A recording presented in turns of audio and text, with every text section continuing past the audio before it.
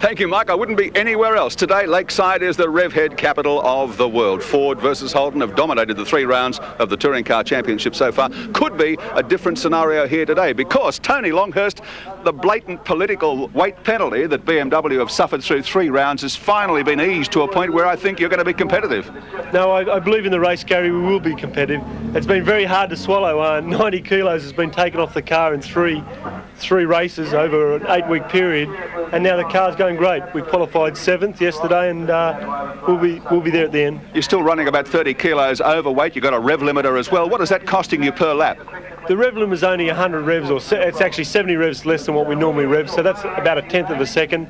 The 30 kilos is about 3/10. If we had the car set up how it can run, we'd be capable of getting pole position. So today BMW are going to keep the bastards honest? Yeah, we really are. They're in for a hell of a fight, I tell you. Right, well, Tony just missed out on the top 6, but the top 6, the dash for cash, the draw is about to take place. Here's Andy Raymond. Well, some nervous guys down here on the grid. Glenn Seaton drawing 5, and Glenn Seaton, you didn't have anything to win. No, that was a little bit disappointing, but I'm just going to have to work pretty hard today and hopefully come through. The Peter Jackson boys have gone fairly well in the dash so far this year for the sponsors. Will today be any different? I think it's going to be fairly hard around this circuit from 6th. I don't know what Alan drawed, but hopefully Alan drew up the front and we can make a race of it. A very tight course, a very narrow course. Can we expect some biff and barge? Oh, we hope not. We try and keep that out of it, but sure, little accidents can happen, but hopefully that won't happen. And looks like Alan Jones, your Peter Jackson teammate over here. Alan Jones, congratulations on drawing position number 1. Thank you very much. Well, I've said it before, I'd rather be lucky than good. So the lineup for the Peter Jackson Dash. Alan Jones starts out of position number 1, and John Bauer, who was second fastest yesterday, remains at 2. From 3, it's number 2, Jim Richards, the big mover. From 4:17, Dickie Johnson. From 5:30, Glenn Seaton. Oh, terrible draw for Glenn. And rounding out the 6:05 is Peter Brock, who was 4th fastest yesterday. They're in behind the pace car coming down the hill prior to the start here at Lakeside Raceway. 3 laps constitute the Peter Jackson Dash. Alan Jones would need to get away to a brilliant start here because John Bauer has been very, very quick indeed. They make the exit out of that turn, a good-looking formation. Coming in for the start, Jones on the inside. No one will jump the queue, but they're getting ready now to run, and the Peter Jackson Dash at Lakeside, and it's Jones trying to get the muscle as they head down into the first corner. It's going to be close here, but Jones will wrestle his way down to the inside, and does so. Dick Johnson drops into 3rd. John Bauer is 2nd, and right behind them, Jimmy Richards. The exit from the carousel, and Jones is in command. That was a very smart move by John Bauer, Mike. He saw that he wasn't going to get through the kink in the straight, and slipped right behind Alan Jones. Down to Hungry Corner. They've got a Queenslander in front, Wilker. Yep, I tell you what, Alan Jones can smell this is going to be his big domestic season, the 1980 Formula 1 World Champ. He's in 2nd position in the series thus far behind teammate Glenn Seaton.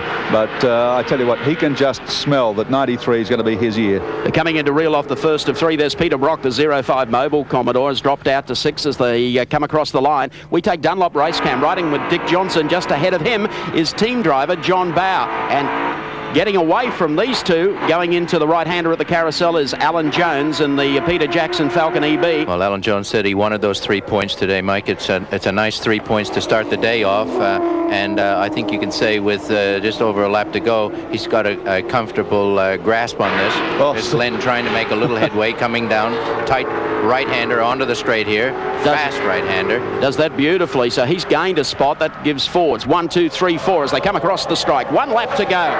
And we take Mobile 1 Racecam. Brocky up the inside of Jim Richards as that was happening, so he's gone back to 5th now on the queue. There's Glenn Seaton, the man that's dominated the Shell Australian Touring Car Championship so far and has been doing so well in the Peter Jackson Dash Series that precedes the 2 races. Johnson now a little closer to John Bauer. So Queenslander's going to win this one. Into Hungry Corner. And towards the top of the hill, Jones has driven superbly. Was 2nd fastest qualifier, or 2nd fastest in practice here on Friday, but something went wrong yesterday afternoon. Might have gone wrong yesterday afternoon. It's going all right today. Certainly is. Last corner coming up, and it's checkered flag time for our Formula One world champion Alan Jones, bringing the PJ number 35 car across the strike. He'll win it. Second spot on the inside will go to John Bower. Third will go to Dickie Johnson.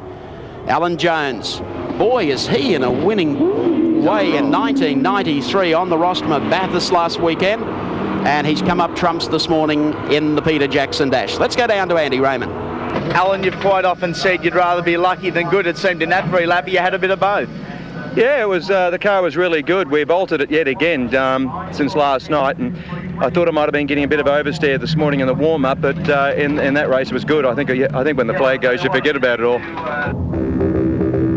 A happy Alan Jones, and why not? Glenn Seaton still continues to lead the Shell Series, 64 points to his teammate 60.